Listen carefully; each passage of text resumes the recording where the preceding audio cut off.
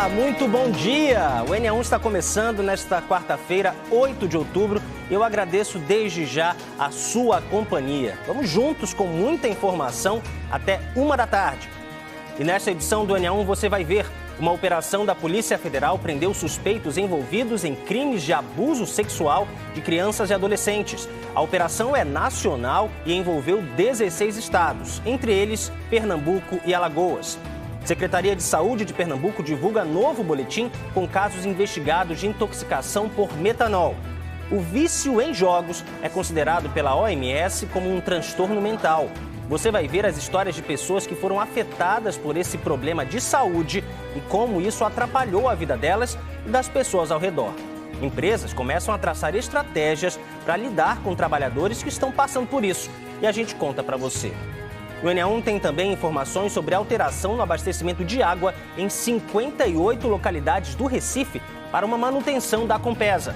Outro assunto de hoje é o pagamento da pensão alimentícia para quem completou 18 anos. Você sabe como funciona? Tem dúvidas? Então manda pra gente pelo Canal Globo, QR Code está aí na tela. E ainda, estamos na Semana da Criança e o NA1 foi pechinchar preços de bicicleta. Tem de todo tamanho, todo modelo e pesquisar ajuda a levar o bom e barato para casa. Então simbora, tem muito mais para você. O NA1 está só começando. Agora são 11 horas e 50 minutos. O NA1 está acompanhando há uma semana as investigações sobre os casos suspeitos de metanol aqui no estado. Até agora, são 31 casos notificados em Pernambuco, mas 2 desses casos são de moradores de outros estados. Agora há pouco saiu um novo boletim e Natália Gelu explica esses números para a gente. Houve mudança nesse número, Natália? Bom dia, bem-vinda. Bom dia, Gustavo. Bom dia a todos. Não houve mudanças, Gustavo. A gente sempre aguarda o boletim da Secretaria Estadual de Saúde, que sai perto do comecinho do NA1, 11h30, 11h40. E de acordo com esse último boletim que foi divulgado, não há notificação de novos casos na manhã desta quarta-feira. Então, as informações que foram dadas pela Secretaria no boletim da noite de ontem estão mantidas, né? São 31 casos em investigação por intoxicação por metanol aqui no estado, como você falou, sendo de 2 pacientes residentes de outros estados, São Paulo e Alagoas. E apenas a informação mais recente que a gente tem, então, de novos pacientes que estão sendo investigados como casos suspeitos, né? São as informações enviadas ontem pela Secretaria de um homem de 29 anos, residente da cidade de Quipapá, no interior do estado, que já recebeu alta do Serviço de Saúde de Caruaru, e uma mulher de 33 anos que mora em Jaboatão dos Guararapes e ainda está internada. Nesse boletim divulgado ontem, que está valendo para hoje também, a Secretaria Estadual de Saúde descarta uma das 4 mortes que estavam em investigação. Descarta a morte de Paudalho, né? Com isso, 3 mortes estão em investigação, 2 em Lagedo, 1 em João Alfredo. A gente também traz informações sobre o comitê técnico que foi criado pela Prefeitura do Recife para concentrar as informações sobre os pacientes suspeitos de intoxicação por metanol. A Prefeitura do Recife criou esse comitê, então esse comitê reúne a Secretaria de Saúde. Ontem aconteceu, inclusive, a primeira reunião desse comitê, a gente tem algumas imagens, né? Então, estavam representantes da Secretaria de Saúde do Recife, representantes do Conselho Regional de Medicina de Pernambuco, também Secretaria de Vigilância em Saúde do Recife, profissionais da Federal de Pernambuco, da Universidade Federal de Pernambuco e da Fiocruz, todos reunidos, né, com o objetivo de investigar e prevenir casos de intoxicação por metanol e acelerar também os atendimentos dados para esses pacientes com casos suspeitos no atendimento do Serviço de Saúde da capital. Em todo o estado, né, a Vigilância Sanitária, o PROCON, a polícia e as secretarias de saúde de cada município estão se movimentando com fiscalizações para inibir o trabalho, né, irregular, na verdade, o crime, né, que vem sendo cometido por alguns depósitos de bebidas, enfim, estabelecimentos comerciais que podem estar vendendo bebida adulterada, e a gente continua acompanhando, Gustavo. Qualquer novidade pode voltar, viu, Natália? A gente está aqui ao vivo com o NE1 trazendo essas atualizações, né? A Secretaria Estadual de Saúde acabou de confirmar que não houve mudança com relação ao boletim de ontem. 31 notificações, 29 casos ainda sob investigação. Muito obrigado, bom dia para você. Agora, finalzinho de manhã, início de tarde, vamos dar uma olhada no trânsito na região metropolitana. A gente começa o nosso giro com imagens ao vivo da Avenida Abdias de Carvalho, no bairro dos Torrões, em frente à Praça da Chesf. Os motoristas aí nessa pista principal, do lado direito, estão seguindo aí para São Martim, também para o bairro da Madalena. Já os motoristas da esquerda, aí vão para Engenho do Meio, Curado. A gente não vê lentidão nesse momento, nesse trecho por aí.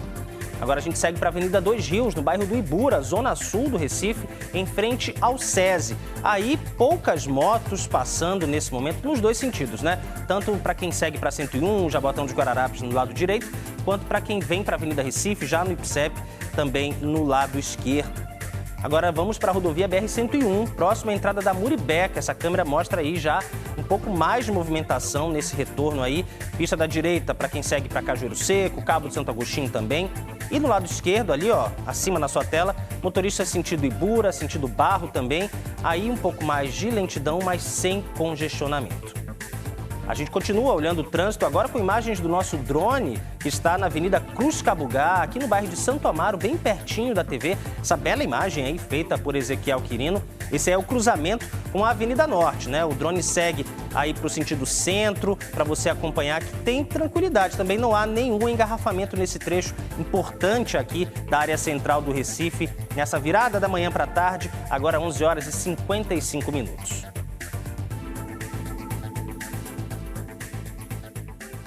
A pensão alimentícia é um direito fundamental garantido por lei no Brasil. Mas existem muitas dúvidas quando se trata de filhos que atingem a maioridade. Em quais casos um jovem maior de 18 anos ainda tem o direito legal de receber o benefício? Camila Torres está com um advogado para responder vários questionamentos como esse, né, Camila? Bom dia para você, bem-vinda.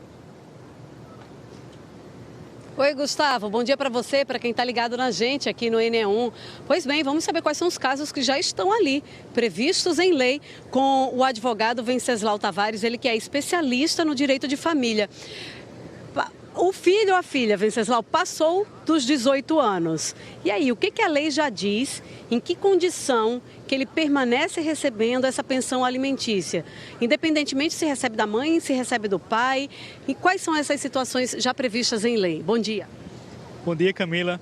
Olha, se ele já recebe pensão alimentícia, ele ou ela, o pai não pode derrubar a pensão dele, deixar de pagar só porque ele fez 18 anos. É necessário que esse pai vá à justiça, entrar com um pedido de revisão, para que o juiz analise o caso a partir das provas que esta pessoa vai apresentar, de que o filho não precisa mais, porque ele tem uma fonte de renda, ou porque ele se casou, ou porque ele está vivendo junto com outra pessoa que sustenta ele. E aí, provando que esse filho não precisa mais, aí sim ele pode deixar de pagar essa pensão ou pode pagar um valor menor, caso seja o caso apenas de revisar e reduzir o valor da pensão. Então quer dizer que completar 18 anos não significa que a pensão é suspensa, digamos assim, automaticamente. Não, em nenhum caso isso acontece. Não, na legislação atual não. Existe um projeto de novo Código Civil no Senado que quer alterar isso para que o pai ou a mãe, possa pedir aos 18 anos, apenas alegando a maioridade, já deixe de pagar automaticamente, mas a legislação atual garante ao filho esse direito de continuar recebendo a pensão, cabendo à pessoa que paga o direito de provar que o filho ou a filha não precisa mais e assim rever a questão da pensão. Para ver se eu entendi direitinho, Venceslau. Então essa questão de comprovação depois dos 18 anos para fins de pensão alimentícia, a comprovação é a comprovação de não precisar mais pagar. E aí seria aí ou do pai ou da mãe. Não precisa o filho ou a filha se preocupar em comprovar que continua precisando da pensão. É isso? É isso. O ônus, a obrigação de provar de que o filho não precisa mais da pensão é de quem pede, o pai ou a mãe, que quer deixar de pagar essa pensão. De modo que se ele não prova, o filho vai continuar tendo o direito de receber essa pensão. Agora, quais são os casos já previstos em lei que aí já é certo, assim, em que condição, com mais de 18 anos, a pensão vai ser mantida? Bom, existem alguns casos em que a lei e a jurisprudência presumem essa necessidade, como é o caso, por exemplo, do filho maior de idade que cursa a faculdade e aí até os 24 anos, como a lei do imposto de renda prevê a possibilidade da inserção desse filho como dependente para fins de imposto de renda, há uma presunção, então, da necessidade desse filho até a conclusão do curso ou a idade dos 24 anos. Existem casos também de filhos que têm doenças severas, que impedem o exercício de uma atividade profissional, impede ele de trabalhar, e aí, nesse caso, em razão da doença, também fica comprovada esta necessidade, ou outras situações, uma condição, como, por exemplo, pessoa que se encontra no espectro autista, tem uma dificuldade de se inserir no mercado de trabalho e que pode seguir precisando dessa pensão depois de 18 anos de idade. Nesses casos de saúde, Venceslau, se for um tratamento de saúde momentâneo, a pensão também é mantida? A pensão também é mantida. E aí, inclusive, para o pai ou a mãe que paga essa pensão, é possível, inclusive, pedir que esse pagamento seja temporário, seja por prazo determinado, que ele dure enquanto durar esse tratamento. Venceslau, vou te pedir para continuar aqui comigo. Aproveita, pessoal, que o nosso QR Code está aí na tela. Aponta teu celular, clica no link, manda a tua pergunta aqui pelo Canal Globo, que Venceslau vai continuar aqui comigo para que a gente possa falar sobre outros pontos. Depois dos 18 anos, por exemplo, do filho e da filha, Gustavo, se tem revisão do cálculo da pensão, como é que ficam esses ajustes. Então, quem estiver assistindo a gente, se eu não fiz ainda a pergunta para tirar a tua dúvida, aproveita para mandar aqui para a gente, que a gente vai ter mais uma oportunidade de conversar com o Venceslau. Certeza, Camila, que vai chegar muita pergunta. A QR Code está aí na tela para você participar pelo Canal Globo. Até já. E a seguir, a gente fala sobre o vício em jogos, um problema que afeta quase 11 milhões de brasileiros. Você vai ver como buscar ajuda se está ou conhece alguém que está nessa situação. Você vai ver também por que está todo mundo se sentindo cansado nessa reta final de 2025 e o que fazer para dar conta de tantas tarefas que surgem nessa época. E o NE1 mostra ainda o preço das bicicletas, um presente muito comum no Dia das Crianças. A gente, claro, foi pechinchar e você vê o resultado daqui a pouquinho. Aguarde um instante só. O NE1 volta já, 12:01.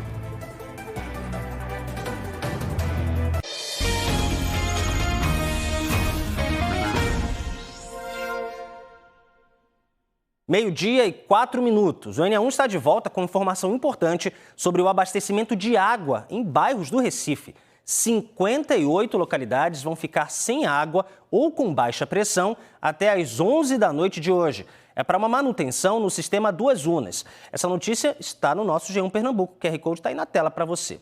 Lá você confere todos os locais que vão ser atingidos. De acordo com a Compesa, o abastecimento deve voltar de acordo com o calendário de distribuição de cada bairro. E se você está ligado nas redes sociais, vai lá no nosso Instagram, @ne1.globo. A gente também preparou um post com todos os bairros que vão ser afetados. Vai lá, confere e aproveita para curtir e compartilhar. O NE1 fala agora de um problema de saúde pública e que tem chamado a atenção das autoridades. Quase 11 milhões de brasileiros enfrentam problemas por causa de jogos. A informação é de uma pesquisa da Universidade Federal de São Paulo. O vício em jogos já é comparado ao de álcool e cigarro. Uma situação que pode começar super discreta e até na inocência e depois virar uma doença. Tem gente que perde amizade, emprego e até o apoio da família. E para reverter esse quadro, é preciso buscar ajuda. O Fernando começou a fazer apostas online pela curiosidade e pela facilidade. No início, parecia estar com sorte, mas era o algoritmo ditando o jogo. Eu depositei um valor relativamente baixo e consegui multiplicar esse valor 10 vezes. Então, assim, pela primeira vez, o primeiro contato que eu estava tendo ali com o jogo, e era aposta em futebol, aquilo ali me motivou. Depois de muitos cliques no mundo digital, o dinheiro foi saindo da conta real. Fernando passou a apostar compulsivamente durante 2 anos e meio. Deixou de pagar as parcelas do carro, não pagou o aluguel da loja de moda fitness, pegou o dinheiro emprestado no banco, com amigos e conhecidos. Perdeu todo o patrimônio e chegou ao fundo do poço, inundado por dívidas.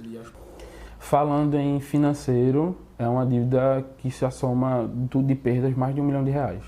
E falando no sentimento de familiar, de amizade, isso aí é grande, porque a gente perde amigos, se afasta de familiares, perde contato com pessoas que a gente tinha no nosso dia a dia. Só depois de buscar ajuda profissional e reconhecer o vício, ele começou a reagir. Passou a trabalhar como motorista de aplicativo, transferiu o controle da conta bancária e do cartão de crédito para o irmão. Sem acesso ao dinheiro, parou de jogar. Primeiro a gente fecha o vazamento, para depois a gente tratar aquilo que tá causando esse vazamento, né? Da onde vem o problema aí para estar perdendo todo esse dinheiro. O Fernando não está sozinho. É cada vez maior o número de pessoas que transformam as apostas online num vício. E o endividamento é só um lado do problema. As consequências comprometem a renda familiar e afetam a saúde mental e o desempenho dos trabalhadores. O dono deste delivery de comida oriental notou como um bom funcionário que tinha 4 anos de casa mudou de comportamento depois que ficou viciado nos jogos online. Ele começava a deixar de dar atenção aos afazeres que ele tinha da rotina da loja, a só ficar prestando atenção no celular. E aí fazia com que alguns pedidos fossem cancelados na nossa loja ou um atraso em pedidos, porque ele não estava trazendo nem a nota para dentro da cozinha para o pessoal dar a entrada e fazer o pedido. O funcionário ficou tão endividado que pediu as contas para pagar parte dos empréstimos que fez com os colegas de trabalho. Chegou um período que ele recebeu R$100 no mês, porque ele já tinha feito adiantamento praticamente do salário inteiro. Tá entendendo? E realmente era uma pessoa que a gente gostava dele, tinha ele como um bom funcionário, mas acabou que esse vício acabou com toda a relação que ele tinha, não só com a gente, os donos da loja, mas com os outros companheiros de trabalho. Se tornou inviável para ele continuar aqui no ambiente. Não é todo mundo que joga que se torna um viciado, mas esta psicóloga viu crescer o número de pacientes endividados por causa dos jogos online. Ela diz que vários fatores podem levar os apostadores à compulsão e a um prejuízo sem tamanho. O transtorno do jogo, ele entra como uma dependência tecnológica. Então, quanto mais tempo a pessoa ela fica no celular, ela tende a jogar cada vez mais por conta do algoritmo. Então, pessoas que em muitos momentos já têm um quadro de ansiedade, já têm um quadro de depressão, elas acabam utilizando o jogo como uma estratégia de regulação emocional. Ou seja, eu não estou bem, logo eu vou jogar porque aquilo me gera dopamina, que é a motivação da busca pelo prazer, e aí eu vou querer aquilo cada vez mais. A psicóloga ajuda a identificar os sinais quando as apostas já estão passando do limite. Se questionar qual é o tempo que você tem ficado nas redes sociais, qual é o momento que você tem jogado, como a pessoa ela fica se ela não jogar, quantas vezes você acaba conferindo. Então, se você já perceber que aquilo começa a passar de um controle e uma diversão, é importante já começar a refletir. Não é só diversão nem brincadeira quando envolve riscos e prejuízos reais.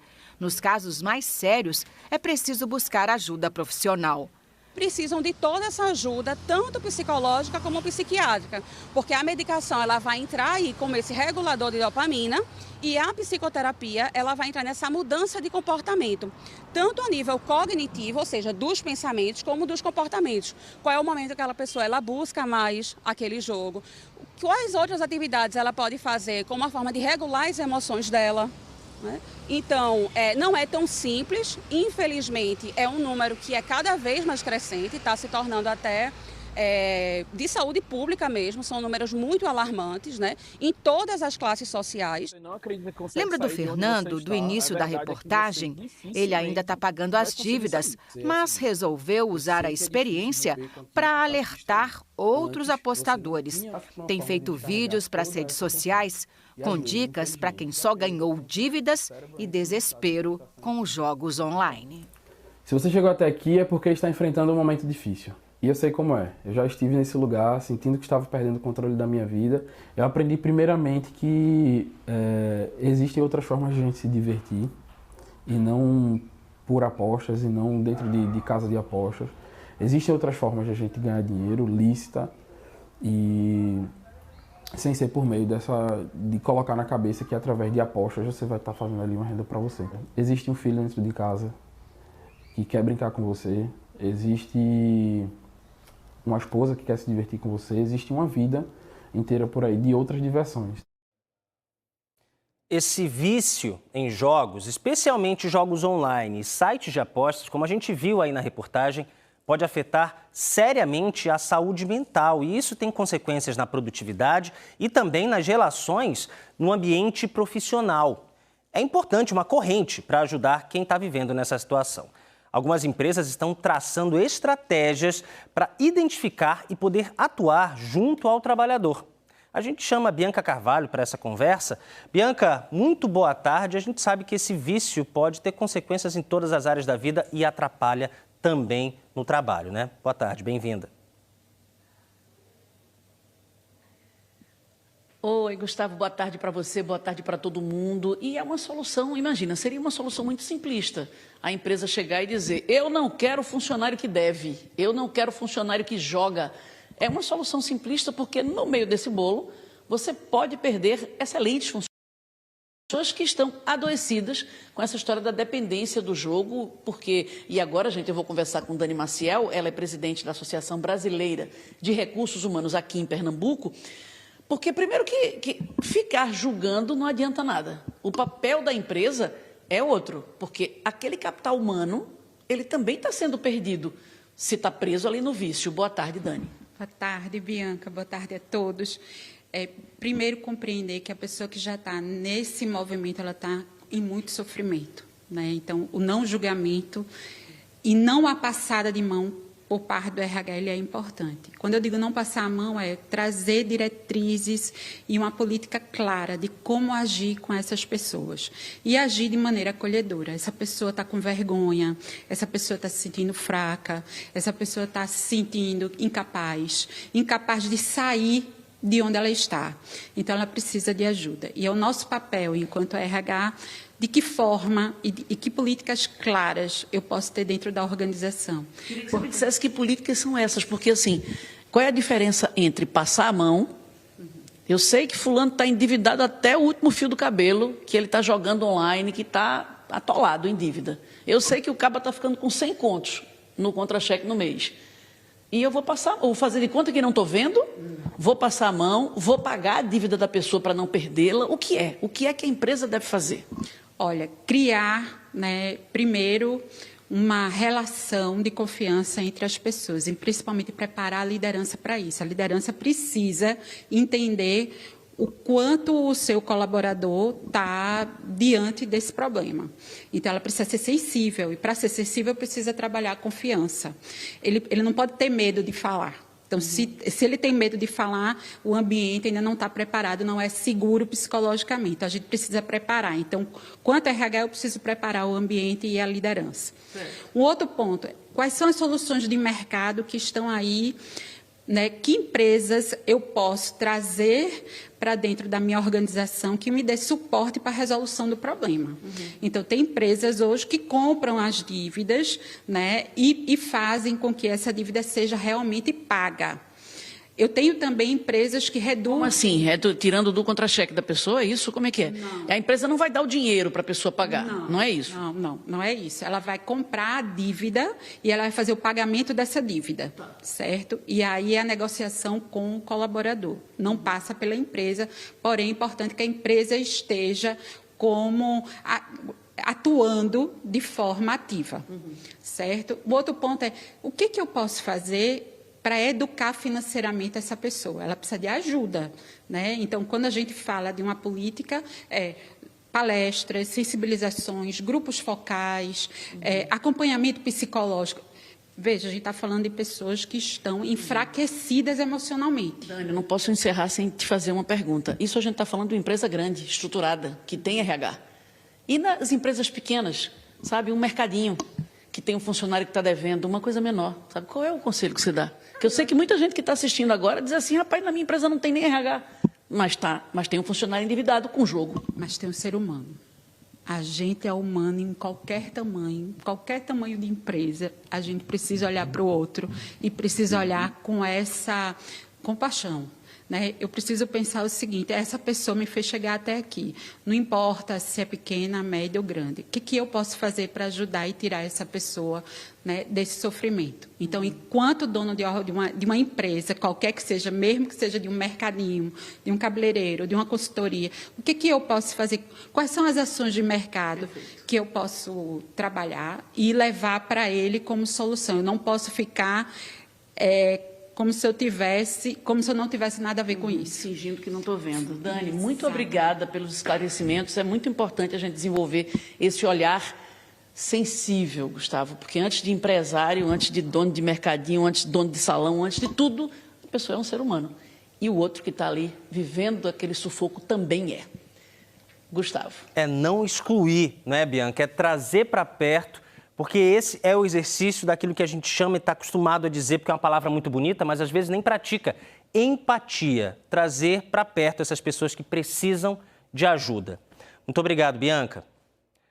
Gente, nós estamos no dia 8 de outubro. Em pouco mais de 2 meses, quem está com o calendário aí já viu, acaba o ano. E é hora de fazer uma pergunta sensível. Você está cansado?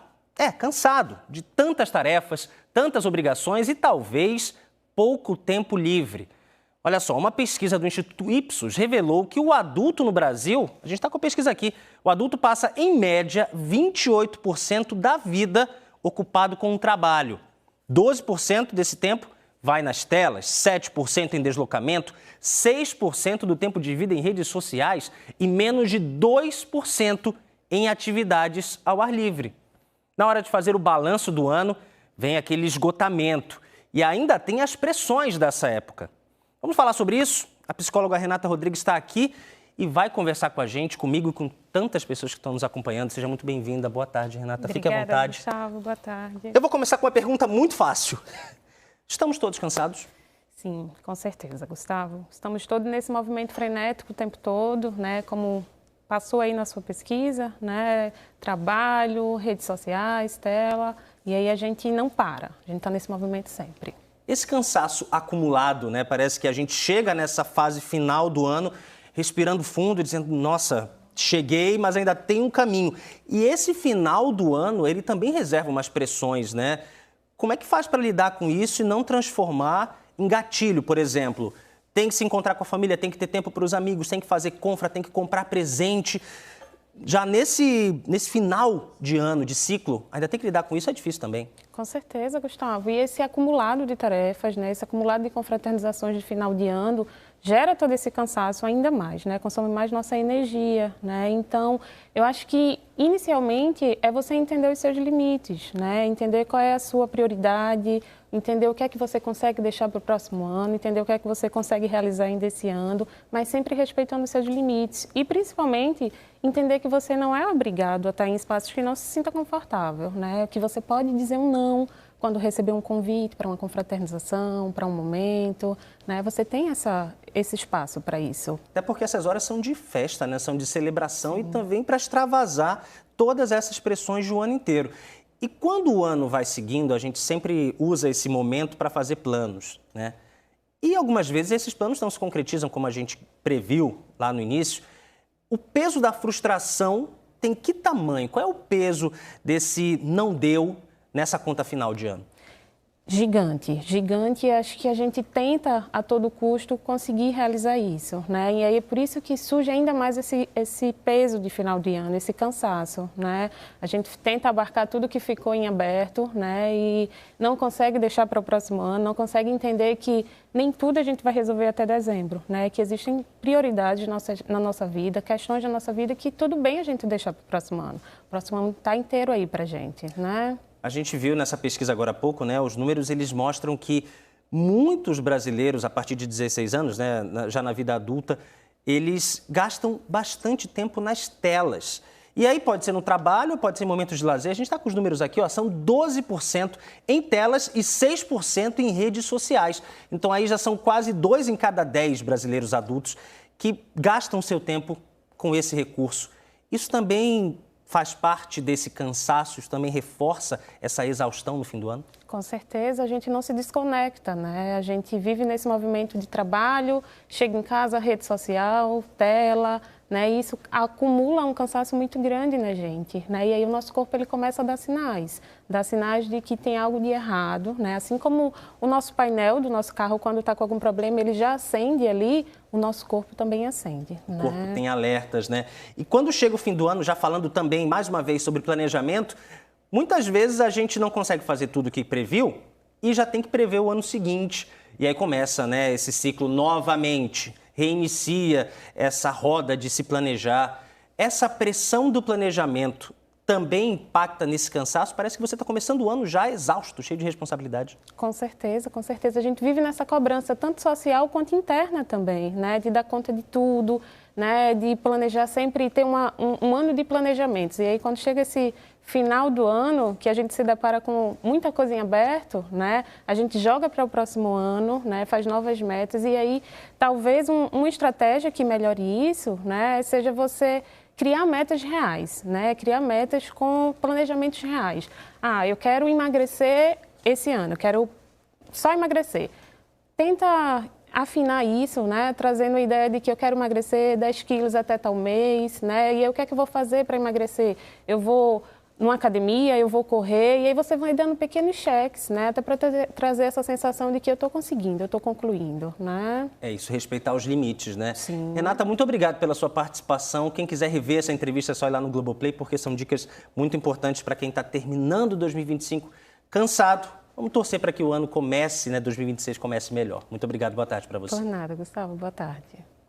A gente volta agora a falar sobre pensão alimentícia para filhos que atingem a maioridade, porque existem muitas dúvidas sobre em quais casos um jovem maior de 18 anos ainda tem o direito legal de receber o benefício. Camila Torres continua com o advogado tirando dúvidas. Oi, Camila. E chegaram muitas perguntas dos nossos telespectadores, viu, Gustavo? Venceslau Tavares é que está aqui comigo. Venceslau, vamos lá responder a pergunta de Moisés. Ele disse que paga a pensão para a filha, que fez 24 anos, e o conciliador determinou que ele continuasse pagando até dezembro deste ano e que, automaticamente, depois de dezembro, não precisaria pagar mais. Existe essa possibilidade? Existe, é o que a Justiça vem chamando hoje de alimentos transitórios. Então é possível o juiz ou por acordo você fixar alimentos por um prazo determinado, né, por 1 ano, por 2 anos, por 3 anos. Neste caso, né, pelo que o telespectador falou, é até a conclusão da idade de 24 anos. Né, agora no mês de dezembro ele vai deixar de ter essa obrigação automaticamente, aí ele não precisaria pedir a revisão da pensão. Venceslau, Dilce, ela fala assim, meu pai saiu da empresa quando ela tinha 22 anos, né? E pagava pensão, ele pagava pensão na época. Ela quer saber se ela tem direito à parte da rescisão dele. Veja, aí precisaria ver a decisão judicial que fixou a pensão para ela. Precisa ver se na decisão em que o juiz obrigou a pessoa responsável a pagar a pensão, se ele já determinou que parte da rescisão do FGTS e das outras verbas seja destinada a ela. Aí ela precisaria analisar isso com o defensor público ou com o advogado que representou ela.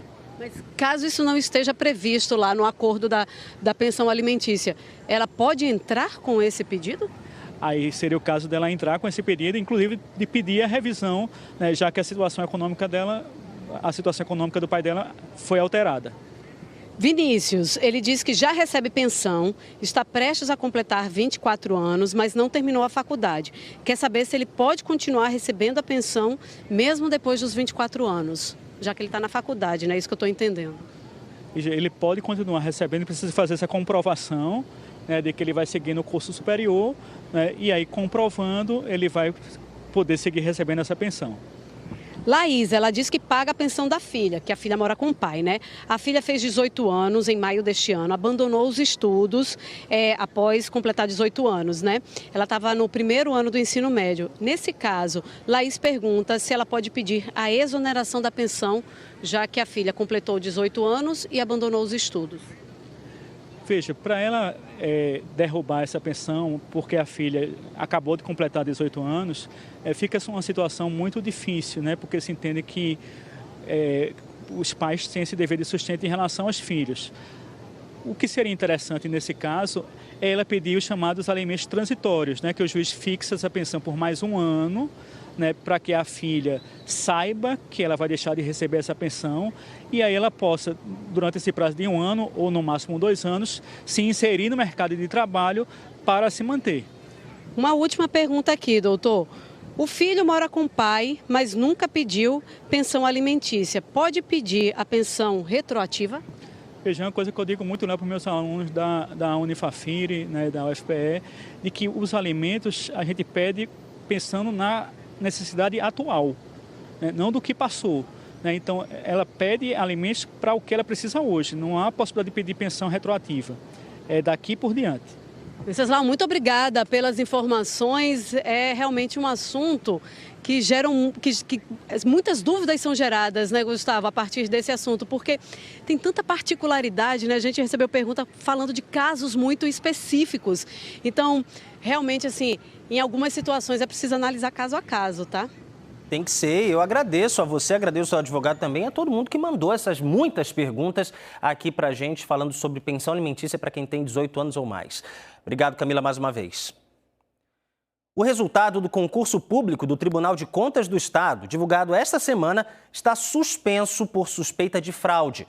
A decisão foi anunciada depois da operação da Polícia Federal para prender uma quadrilha suspeita de fraudar exames em Pernambuco, na Paraíba e em Alagoas. Uma candidata aprovada em 5º lugar no concurso do TCE, a advogada recifense Laís Gisele Nunes de Araújo, é um dos alvos do inquérito conduzido pela PF da Paraíba. De acordo com a investigação, Laís Gisele é suspeita de fraudar 14 concursos. Outro pernambucano investigado pela PF é Luiz Paulo Silva dos Santos, do Cabo de Santo Agostinho. Segundo o inquérito, ele é suspeito de fraudar mais de 67 concursos públicos, incluindo o Concurso Nacional Unificado do ano passado, o Enem dos concursos. O Tribunal de Contas e a Fundação Getúlio Vargas, responsável pela organização do concurso do TCE, informaram que começaram a tomar as providências cabíveis junto às autoridades policiais e judiciárias para proteger a integridade do concurso. Nós mostramos essa operação da Polícia Federal aqui no NA1 no dia 2 de outubro. Entre as cidades pernambucanas onde foram cumpridos mandados de busca e apreensão estão Recife, Olinda, Passira, no Agreste, e Araripina, no Sertão. 3 pessoas foram presas de forma preventiva, 2 no Recife e outra no município de Patos, na Paraíba. Nós não conseguimos contato com os citados no inquérito da Polícia Federal. Para voltar a conversar com Natália Gelu sobre as investigações dos casos suspeitos de intoxicação por metanol aqui no estado. Natália, todos os casos são suspeitos até agora. Tem alguma previsão dos resultados dos exames feitos nesses pacientes? Essa pergunta que a gente deixa no ar aqui, Gustavo, porque a gente entrou em contato com o Instituto de Criminalística, que seria o responsável por analisar essas amostras. A gente entrou em contato na segunda-feira, perguntamos quantas amostras já tiveram a análise concluída, se não tiveram, qual é o prazo, né, para que esses resultados saiam. Quantos casos que estão em investigação aguardam resultado? A gente perguntou também qual é o prazo para concluir a análise em pacientes que já morreram, qual é o prazo também em pessoas que estão vivas. A gente também perguntou se houve alguma dificuldade para o início das análises aqui no estado, porque existem outros estados que notificaram casos depois de Pernambuco e que já tiveram confirmação de alguns casos, né? Então, a gente não teve essa resposta do Instituto de Criminalística. De acordo com o Ministério da Saúde no Brasil, 217 notificações relacionadas ao consumo de bebidas adulteradas, né, aconteceram em 17 casos já foram confirmados, 15 em São Paulo e 2 no Paraná. E aqui em Pernambuco a gente ainda aguarda, né, informações sobre essas análises, né, como elas estão, quando elas serão concluídas. A gente aguarda então essa resposta do Instituto de Criminalística. Falando sobre as fiscalizações, né, que estão acontecendo em todo o estado, PROCON, Polícia Civil, Agência Pernambucana Pernambucana de Vigilância Sanitária, outras instituições seguem nesse trabalho em todos os municípios aqui em Pernambuco. A gente vai mostrar agora um caso que aconteceu em Vitória de Santo Antão. A Polícia Civil interditou 2 estabelecimentos industriais de fabricação clandestina de bebida alcoólica. Foram identificados 2 galpões. Vocês vão acompanhar algumas imagens enviadas pela Polícia Civil. Um galpão era utilizado para lavagem e remoção de rótulos de garrafas usadas e o outro era destinado para um envasamento desses novos produtos, né? No local, as equipes constataram diversas irregularidades, né? Faltas de condições adequadas de higiene, também uso inadequado de selos, né? Uso de rótulos falsos. Para vocês terem uma ideia, foram 30 mil garrafas e aproximadamente 40 mil litros de substância etílica apreendidas. Também foram encontradas garrafas de marcas conhecidas que seriam possivelmente reutilizadas para o envasamento de bebida adulterada. 13 pessoas foram conduzidas à delegacia, 11 dessas 13 foram identificadas como sendo funcionários e foram liberadas, né? E 2 pessoas foram presas. Uma foi identificada como responsável pela operação e o outro manipulador químico. Eles foram presos em flagrante e vão passar por audiência de custódia. A gente volta com você, Gustavo. Muito obrigado, Natália, por essas informações. Até já. Olha só essa história. Um homem passou 10 meses preso no Cotel injustamente. Anderson Gabriel da Silva, de 25 anos, foi liberado ontem depois de ser preso por engano. Ele foi acusado de um homicídio em Goiânia, na Mata Norte. Ao reencontrar a família, ele se emocionou. A prisão ocorreu depois de um erro na identificação do verdadeiro acusado, que, olha, tem o mesmo nome. E a mãe dele também tem o mesmo nome da mãe de Anderson. O crime aconteceu na presença da irmã da vítima, que fez o reconhecimento fotográfico. Mas, de acordo com a Defensoria Pública do Estado, a Polícia Civil fez a identificação civil da pessoa acusada de forma equivocada. A partir desse erro, o processo seguiu e Anderson teve a prisão preventiva decretada. Desde o início, ele alegou não ter relação com o crime. A família de Anderson acionou a Defensoria Pública, que identificou o erro. O primeiro pedido de soltura foi feito em março deste ano. A gente pediu uma resposta à Polícia Civil, à Secretaria de Defesa Social e ao Governo do Estado, mas até agora não tivemos retorno.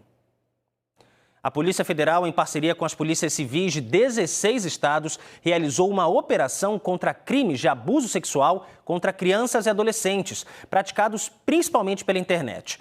Pernambuco e Alagoas estão entre os estados onde os mandados foram cumpridos. E quem tem os detalhes é a repórter Tiffany Barbosa, diretamente de Maceió. Tiffany, boa tarde, bem-vinda. Oi, Gustavo, boa tarde para você, boa tarde a Pernambuco e também a Alagoas que estão nos acompanhando. Olha só, hoje a Polícia Federal deflagrou essa operação, a Operação Nacional Proteção Integral 3, com o objetivo de identificar e prender criminosos envolvidos nos crimes de abuso sexual de crianças e adolescentes, como você disse, principalmente praticados pela internet. Aqui em Maceió, um homem de 40 anos foi preso no bairro do Benedito Bentes, parte alta aqui da capital alagoana.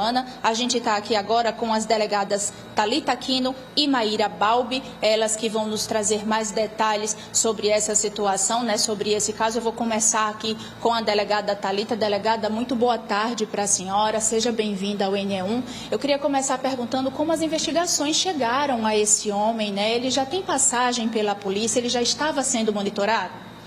Bom dia. Essas investigações iniciaram há cerca de 2 meses, quando nós soubemos da deflagração dessa operação e, através de diligências e informações compartilhadas com a Polícia Federal, nós conseguimos identificar esse autor. Representamos pelos mandados de busca e apreensão de 2 alvos diferentes e conseguimos efetuar essa prisão em flagrante. Quais foram os locais aqui em Maceió onde a operação foi realizada? Qual foi o material que foi encontrado? Aqui nós conseguimos cumprir mandado de busca e apreensão no bairro do Benedito Bentes e também no bairro do Pontal da Barra. E com o homem que foi preso em flagrante no Benedito Bentes, nós observamos que ele armazenava conteúdo pornográfico infantil e também conteúdo relacionado à zoofilia. E quantos mandados de busca e apreensão foram cumpridos? Quantas prisões no total, delegada? Nós aqui da Polícia Civil cumprimos 2 mandados de busca e apreensão e, na ocasião, conseguimos efetuar uma prisão em flagrante. A gente vai rapidamente falar com a delegada Maíra. Delegada, existe um tipo de perfil de criança e adolescente que estão mais suscetíveis a esse tipo de crime? Não existe um tipo de perfil. O que a gente recomenda é que os pais acompanhem seus filhos no uso do celular, na internet, para tentar evitar que esse tipo de crime ocorra. Como a população pode denunciar esse tipo de crime? Pode usar o Disque Denúncia, né, o 100, pode vir a uma delegacia de polícia, também registrar um BO ou até mesmo por meio virtual. Delegadas, muito obrigadas, viu? Então a gente reforça, Gustavo, vamos ficar atentos porque é nosso dever proteger nossas crianças e adolescentes. Eu volto com você. Muito obrigado, Tiffany, direto de Maceió. Boa tarde para você. A gente segue com outras informações agora do trânsito, porque tem uma batida, foi agora há pouco na Avenida Agamenon Magalhães, sentido Olinda. A gente tem imagens ao vivo do nosso drone, Ezequiel Quirino está registrando. Essa batida foi entre um carro da Polícia Militar e um carro particular, esse vermelho aí. O trânsito está seguindo em duas pistas, 3 ali. A gente não tem informações ainda de feridos nesse acidente, mas olha só como está complicado o sentido Olinda da Agamenon Magalhães.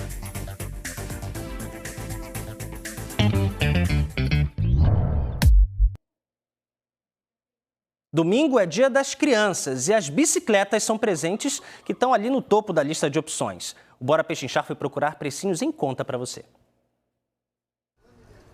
Só neste trecho da Avenida Dantas Barreto são 16 lojas para pesquisar preço. É uma do lado da outra. Os triciclos, para os pequenos, saem por R$ 190 no mínimo, mas à vista você consegue até por 180. E sabe essa modinha de bicicleta de equilíbrio? Que não tem pedal, para a criançada só pegar o jeito? Tem de 200, 290, 310 reais. Ela vai conseguir se equilibrar com essa bicicleta e quando for trocar de bike, não vai precisar tanto da essência da rodinha, como o pessoal sempre quer começar com a aro 16 ou com a aro 12, que é uma rodinha. A de equilíbrio é mais vantajoso por causa disso. A criança vai ficar mais durinha, mais rápido, vai ter mais dependência em si próprio. Com o aro 12, que são as bikes para crianças de 3, 4, 5 anos, você encontra de 260 a 350 reais. Em geral, pode dividir sem juros. À vista, 10% a menos. Para criança maior, uns 7, 8 anos, aro 16 e de rodinha se quiser. Preço de 530 a 650 reais. Veja que quando o tamanho aumenta, o valor também sobe. Aro 20, 580, 600, 700 reais.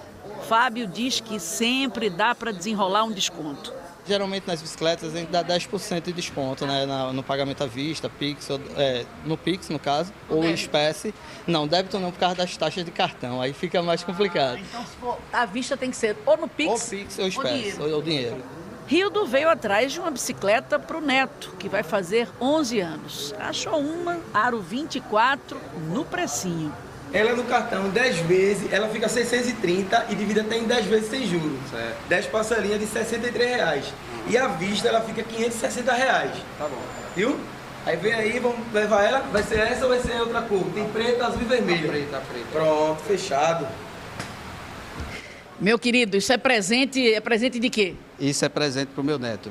Uma bicicleta de aniversário e do Dia das Crianças. Vai ser dose dupla. Para Rildo foi mais fácil porque ele não trouxe quem vai ganhar o presente. Já a Cláudia veio com o filho, que quis ele mesmo fazer a escolha. Essa você achou o quê? Achou baixa? Achou... Porque tu é grandão, né, cara? Até que gostei já. É? Você acha que o seu tamanho é esse aqui? Sim. Estou pesquisando logo. Tá pesquisando? É. Isso que eu ia lhe dizer, tem que pesquisar preço. É verdade. Do jeito que está hoje em dia, né, as coisas, tem que dar uma pesquisada. Quem compra bicicleta pela internet precisa calcular direitinho e considerar o custo de montagem. A bike que vem da internet, ela vem desmontada, ela vem pré-montada e precisa ser totalmente ajustada. Não é só você botar as peças no lugar. Tem ajuste de raio, ajuste de freio, de jogo de marcha. Isso aí, no mínimo, a pessoa vai pagar em torno de R$150 para montar essa bicicleta. Então, se você comprou uma bike na internet de R$800, você vai acabar no final pagando mais de R$950 a R$1.000 no preço final da sua bicicleta. Preço tem muito a ver com marca, design, material utilizado. Um selim mais confortável, emborrachado, por exemplo, deixa o valor mais salgado. Um desenho moderno do quadro é outro fator que pesa. Olha agora esta bicicleta, estilo retrô, faixa branca nos pneus para dar um charme, protetor de corrente, 2 tipos de freio, cestinha, cadeirinha para boneca, R$ 1.290 ou R$ 1.160 se for à vista. Praticamente o dobro do preço das que a gente tinha mostrado até agora.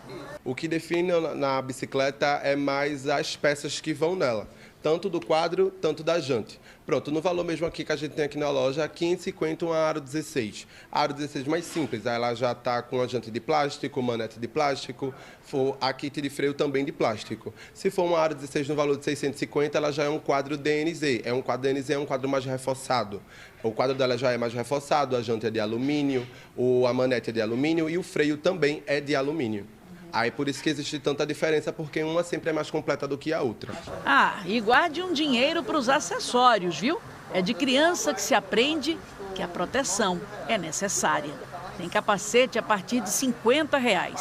O kit com cotoveleira, joelheira, luva, vai de R$ 90 a R$ 140, dependendo da marca.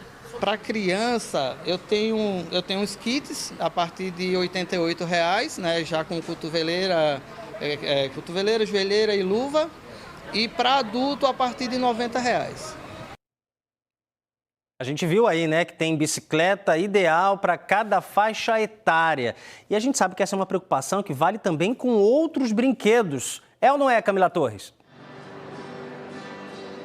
Com certeza. É importante a gente pensar que quando a criança está brincando, ela está aprendendo também, viu, Gustavo? Estou aqui com Giane Lima, que é psicomotricista, para ela poder dar dicas para a gente de quais brinquedos oferecer, dependendo da idade da criança, para os bebezinhos. Giane, boa tarde. Boa tarde a todos. Então, os bebês, eles merecem recursos inteligentes também. Aqui nós temos recursos de direcionamento de atenção, de coordenação, recursos que acessam muito o aspecto visual, de contraste, recursos de estímulos auditivos. Afinal de contas, é importante os bebês também acessarem esses recursos. Essa parte aqui que a Giane está falando, aí pensando na criança até uns 2 anos, tá? Do bebezinho até os 2 anos. E aí, quando chega ali nos 3, dos 3 aos 5, mais ou menos, Giane? Então, essa fase dos 3 aos 5, eles pedem muita movimentação de corpo, associação cognitiva, memória, atenção, coordenação óculo-manual, mãozinha e olho. Então, a gente tem aqui recursos que acessam muito as cores, as formas, encaixes, desencaixes, massinha de modelar, que é um recurso super clássico, maravilhoso e sensorial, né? A gente também tem aqui as questões associadas à alimentação, a comunicação sobre essa alimentação, que é uma ferramenta importante para o desenvolvimento nutricional. Veja que Giane está falando do brincar, mas trazer informação para a vida da criança também. E aí passou dos 5, já está ficando aquela criança grande, hein, Giane? Qual que é o brinquedo bom de dar para elas?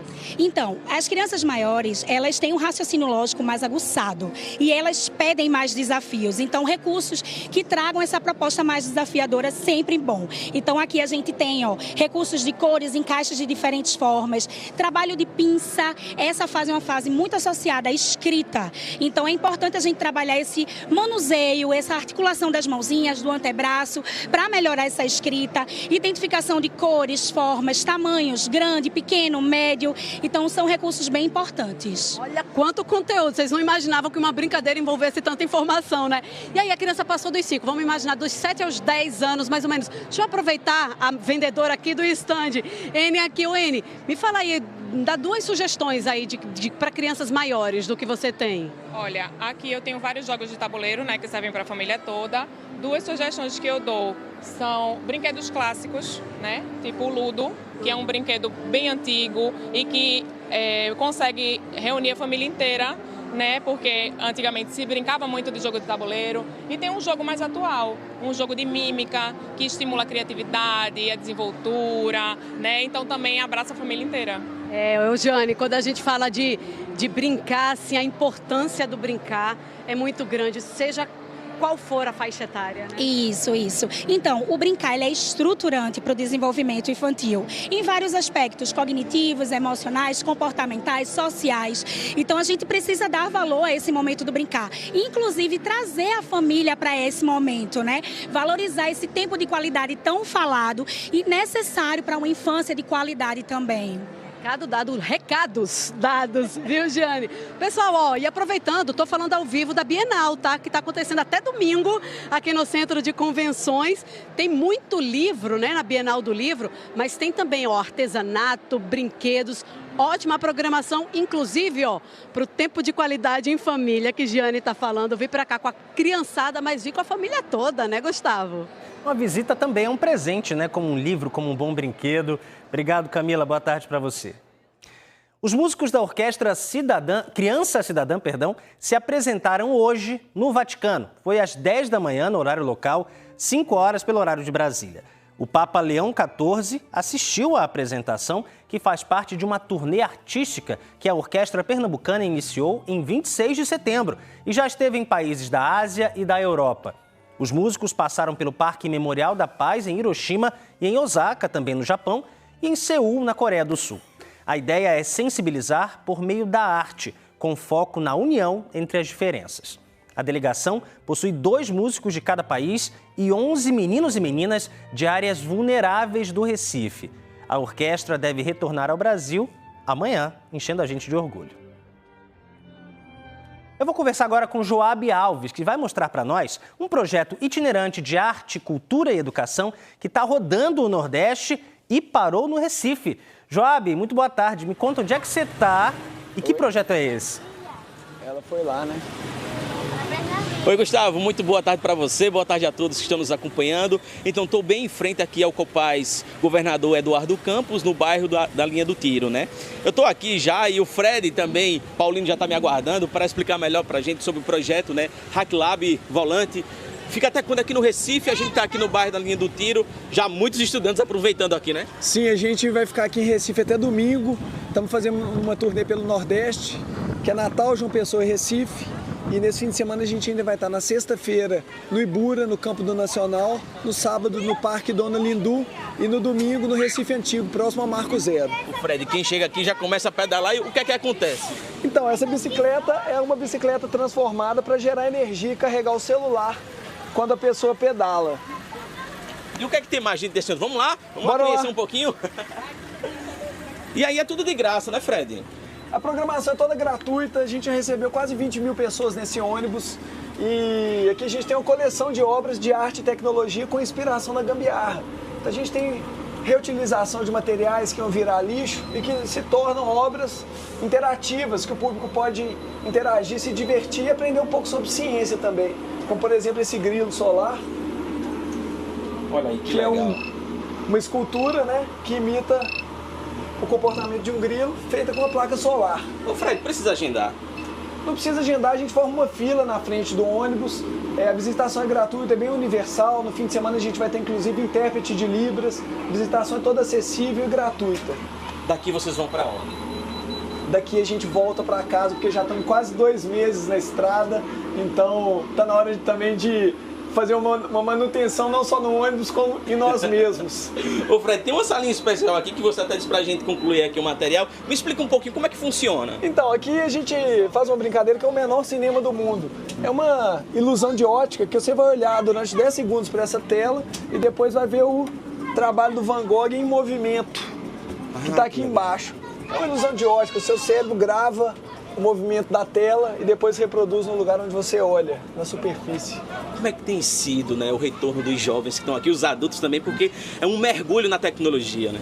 A gente observa que o projeto ele agrada muito a qualquer público, tanto criança que vê um ambiente que é lúdico, que é colorido, que é interativo, quanto as pessoas mais velhas que trazem um pouco da memória dos tempos em que as pessoas ainda brincavam com tecnologia, consertavam as próprias coisas, aquele tempo em que as pessoas tinham oficina numa garagem e gostavam de mexer, né? Hoje em dia a gente praticamente está todo mundo só no celular, então está se perdendo um pouco esse ambiente apaixonante da tecnologia com as mãos na massa.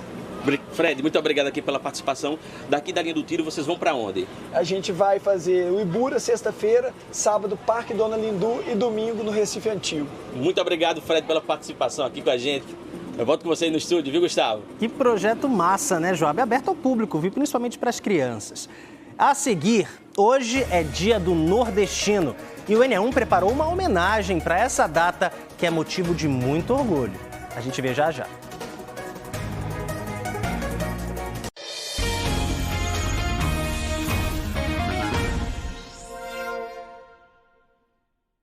A final de um concurso de leitura está reunindo 36 estudantes de escolas públicas de municípios aqui de Pernambuco. A competição, que é organizada pela Associação Pernambucana de Atacadistas e Distribuidores, a ASPA, busca valorizar o hábito da leitura e reconhecer o papel da escola na formação dos novos leitores. Porém, você precisa descobrir sozinho. Ah, obrigado, obrigado. Num silêncio de expectativa, uma voz jovem e marcante toma conta do auditório. Isabela tem 9 anos, mora em Santa Maria da Boa Vista, no projeto Fulgêncio, uma região com 47 agrovilas, onde vivem cerca de 15 mil pessoas. Hoje ela representou toda essa comunidade com um dom especial, o de contar histórias.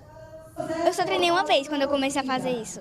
Aí eu colocava mais intensidade, fui colocando mais intensidade e consegui fazer, imitar super bem. Se for um bom dia de uma pessoa legal, como é que é? E se for um bom dia de uma pessoa que está com raiva? Bom dia! Bom dia!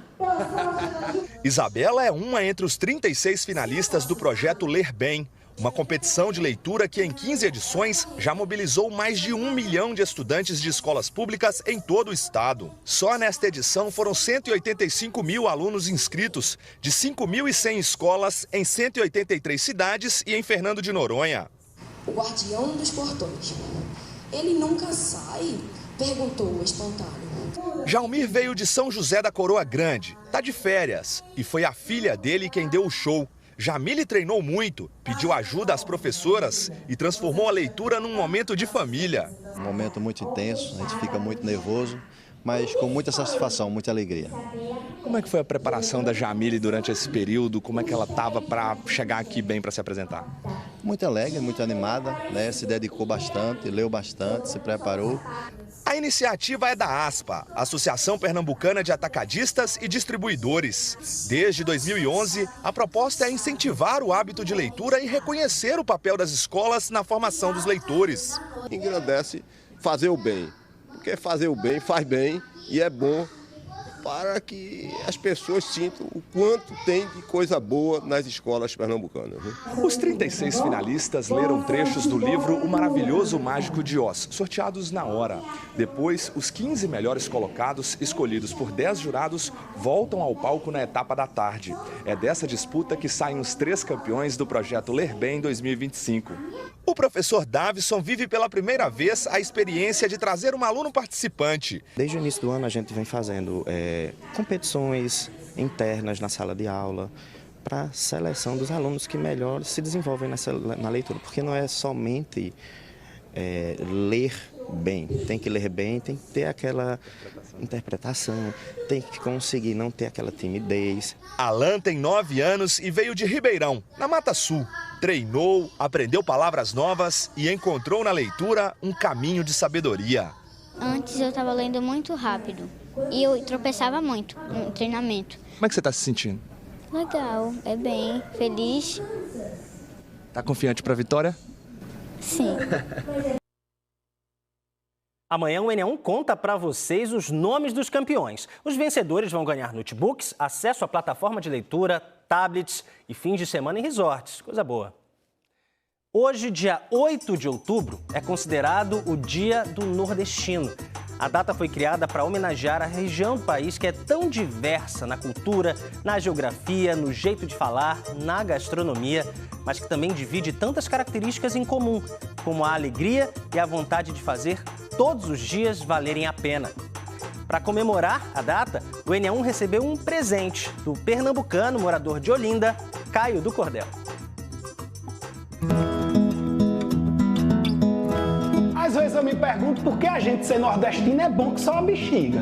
Desde quando menino, manhã já bem dizia: oxe, é o melhor destino, pois dou graças ao divino por ser a gente da gente. Da terra onde a fala nossa vai do oxe até oxente em fração de segundos. E os versos vêm de repente.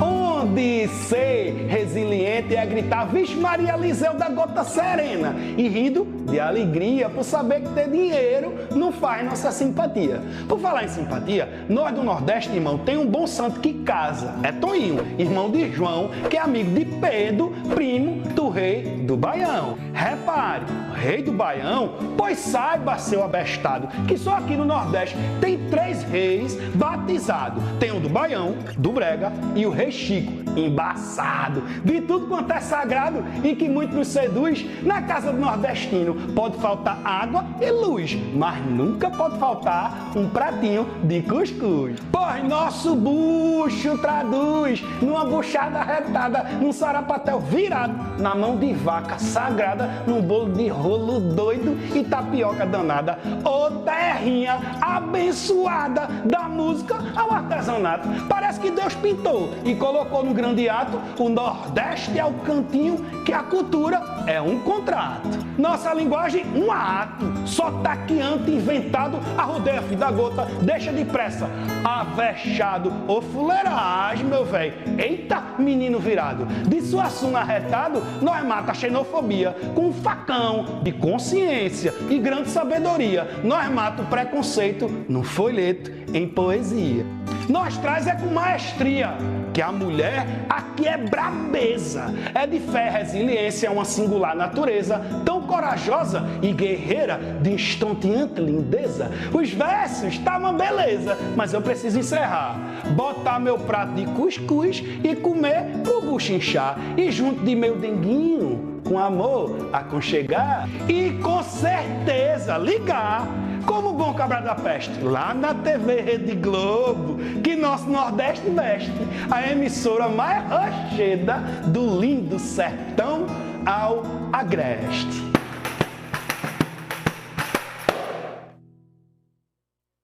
Uma boa tarde para você e até amanhã.